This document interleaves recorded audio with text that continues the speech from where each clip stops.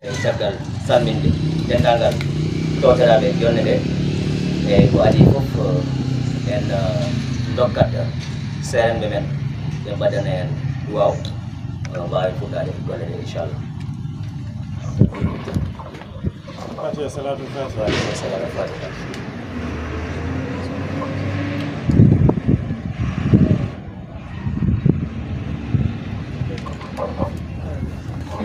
لله رب العالمين وصلى الله وسلم على الشرف وأحب خلقه إليه محمد بن عبد الله وعلى آله وأصحابه أجمعين. جاكريت لألا يجودنا لقوم صلى الله عليه وسلم كويت لأن التوصل بيدو بجوانه يجينا بتوصل بكباني لأن المدينة ناجرون calmina ono fof eɗen juuro on goto fof inde mum e yettode mum eɗen ƴetta Allah noon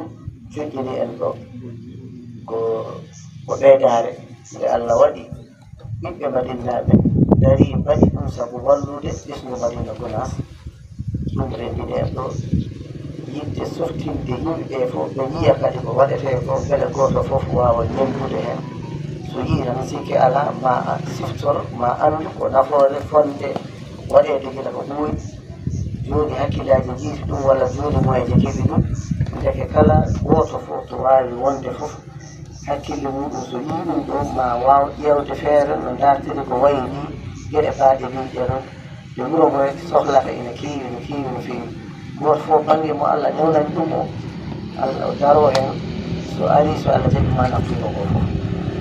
ina haala e ɗemgal seereɓe ɓe fof e ɗemgal wuuro ngal fof jarde musidɓe dariɓe ha ɗum ɗo e ɗi bandiraɓe men wonɓe France ɓe sikki ala ɓe mbaɗi tinnare mawɗe ɓe darima darde moƴƴere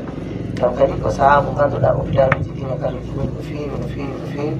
ɗum ɗo ala no ga fayida won ɗo ko seeɗa yonata ko ari ɗo ko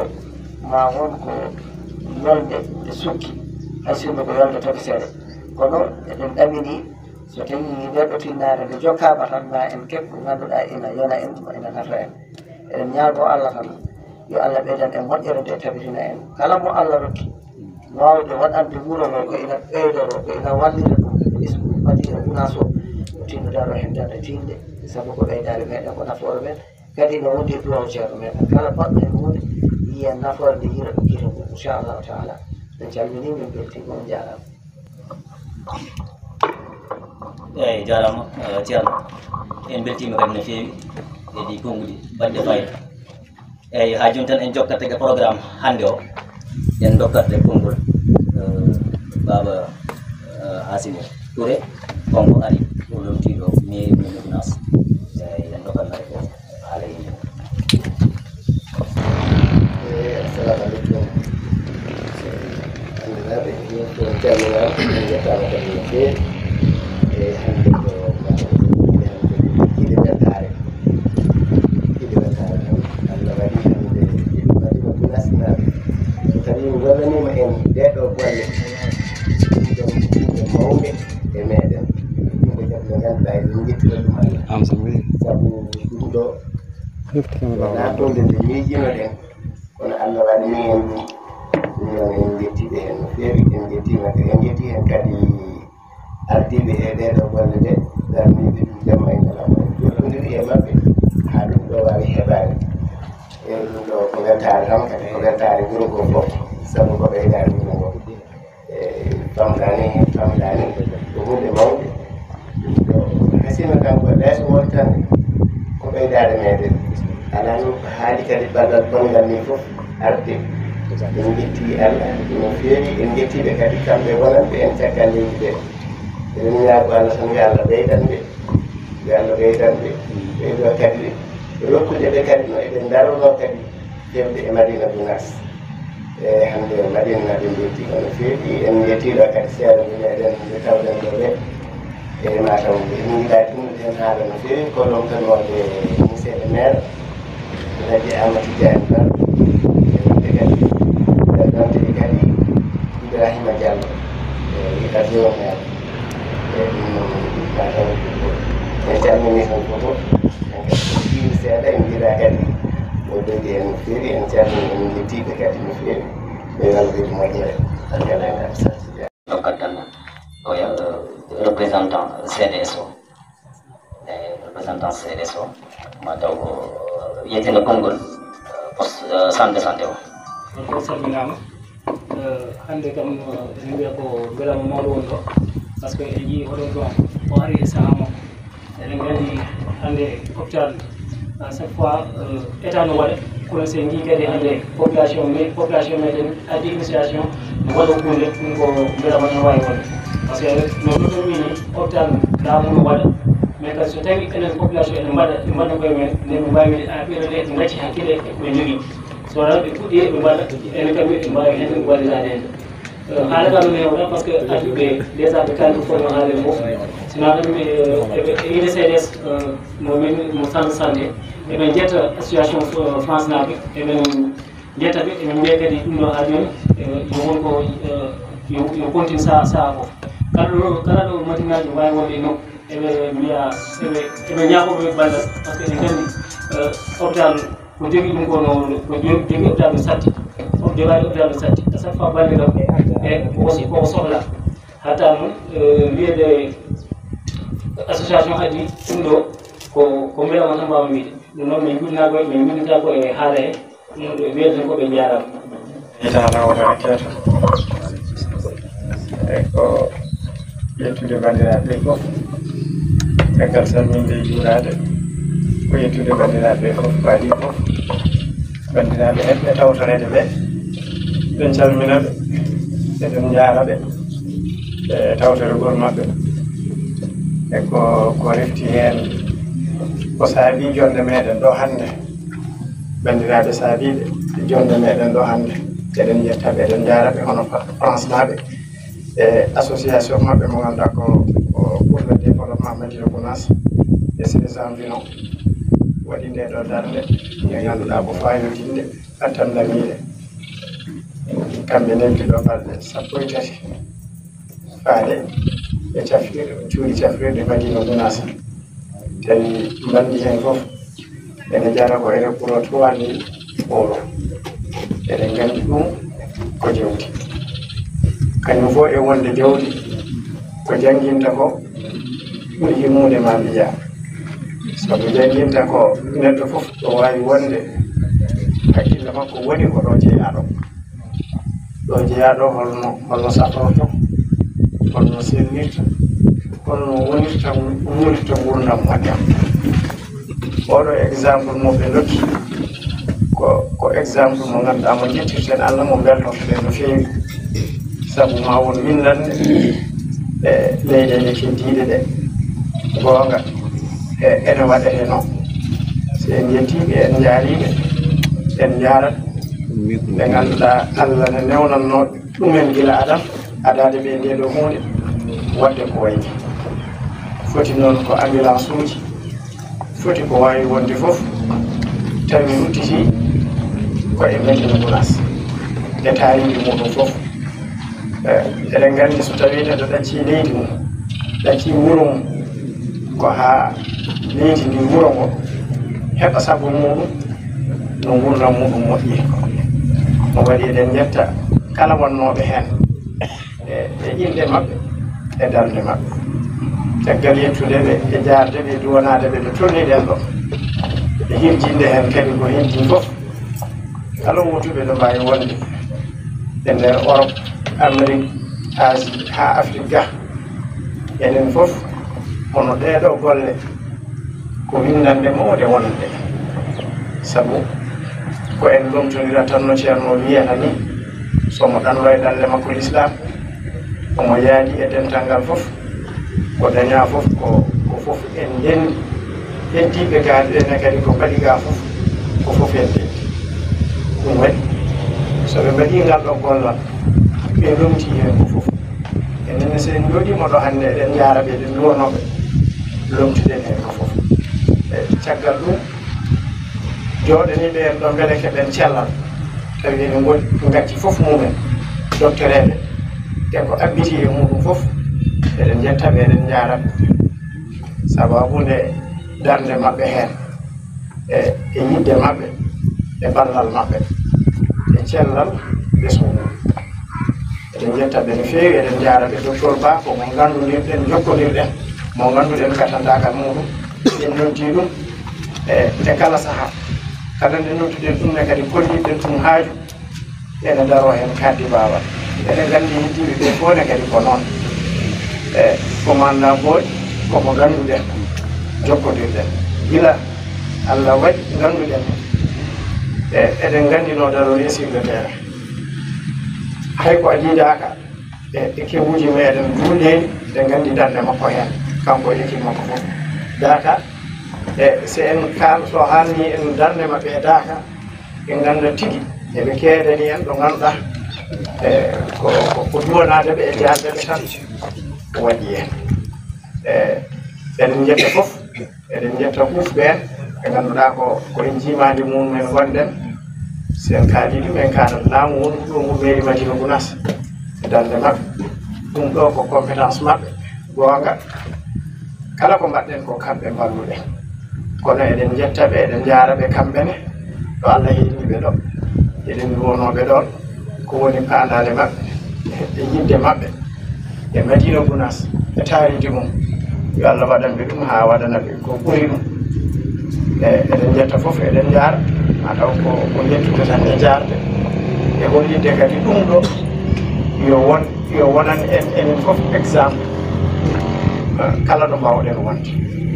sabu enen fof ke en ɓesngu mo gooto ko en jibinan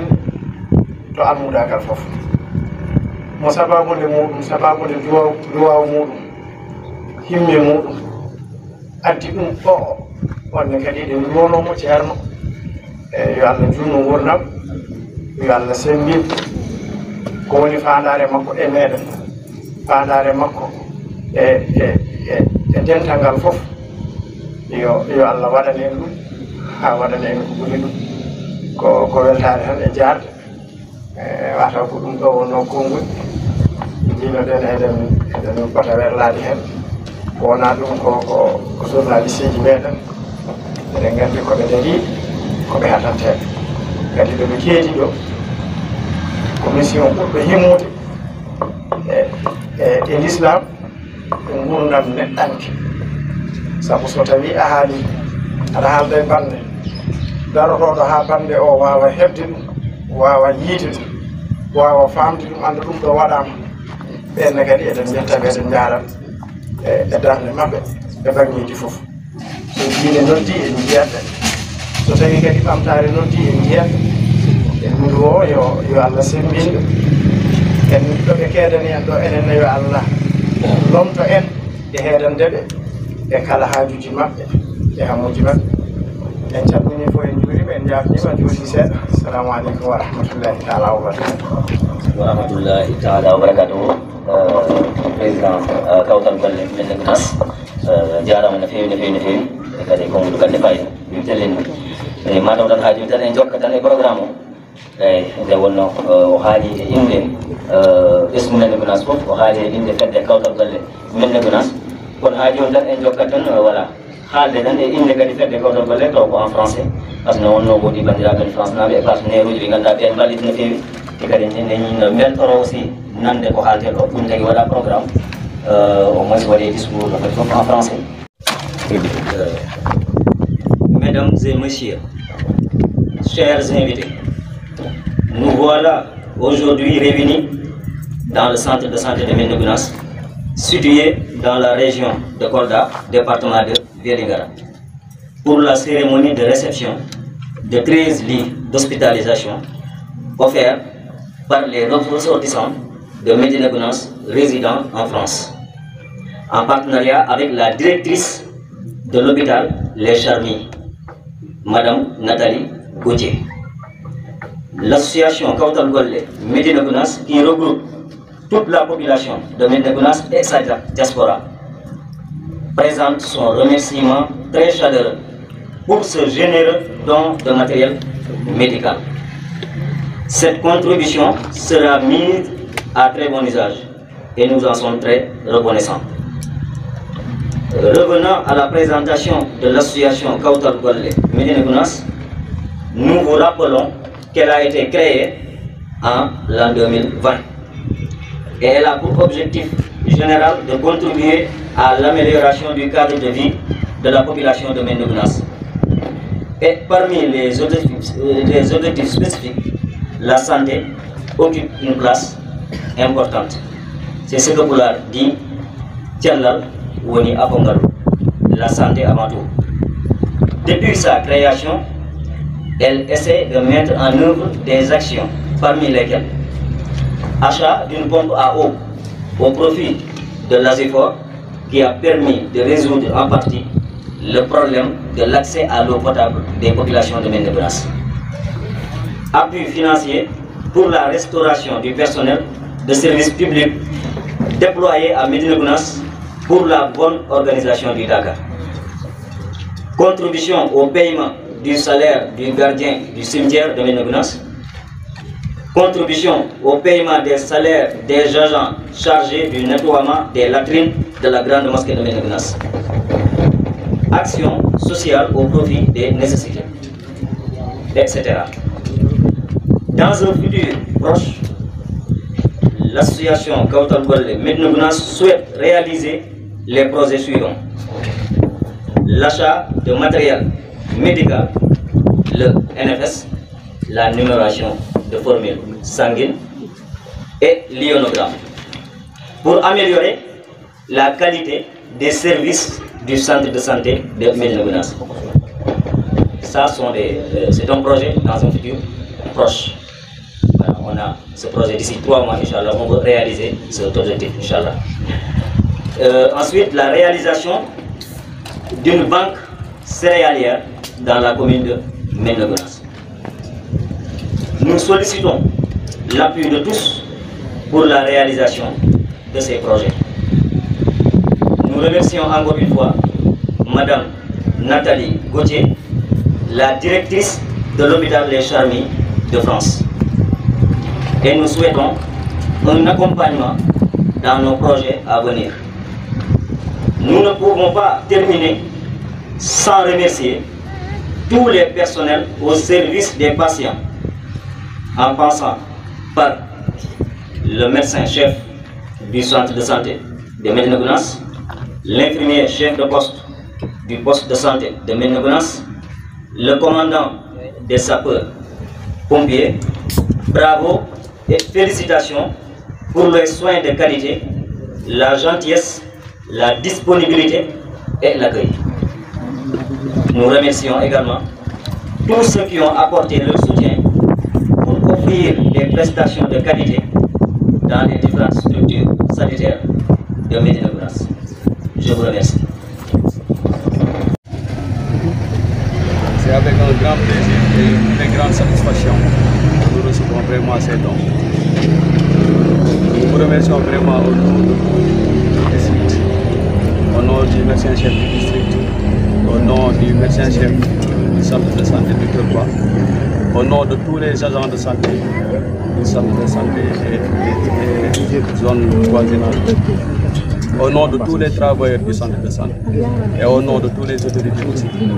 Vous nous facilitez, vous leur facilitez le travail, vous nous facilitez aussi le travail. Et je pense que vous le faites pour la population de Gounass. Vous le faites pour tout un chacun,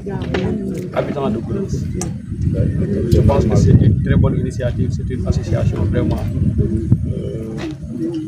L'idée est là, l'élan est là. Je pense qu'avec ça, vous allez, la commune de Gounass va aller loin. La commune de Gounass va aller loin avec ça. Et nous vous remercions tous au nom du centre de santé, au nom de tous. Vraiment, c'est avec une très grande satisfaction que nous recevons. C'est un problème qui était récurrent. Parce que vous savez que la population de Gounass, bon, il y a une très grande population, il y a une forte population à Gounass. Donc, avoir le maximum de lits, ça aiderait la structure à s'organiser davantage et pour le bien de tout un chacun, pour le bien de toute la population. Ça faciliterait également le travail au personnel de santé, aux agents de santé, qui vraiment chaque jour qui donne tout pour satisfaire les habitants. Je pense que ça va beaucoup aider. Merci beaucoup. Nous vous remercions vraiment du fond. D'installer confortablement les patients, surtout les accidentés, qui demandent certaines positions selon la pathologie que le patient présente. Donc c'est des lits qui sont manipulables. Donc et pour le bienfait du patient, selon l'état du patient, on peut manipuler le lit sans pour autant faire bouger le patient. Oui. C'est en grosso modo, en résumé, c'est ça. Oui.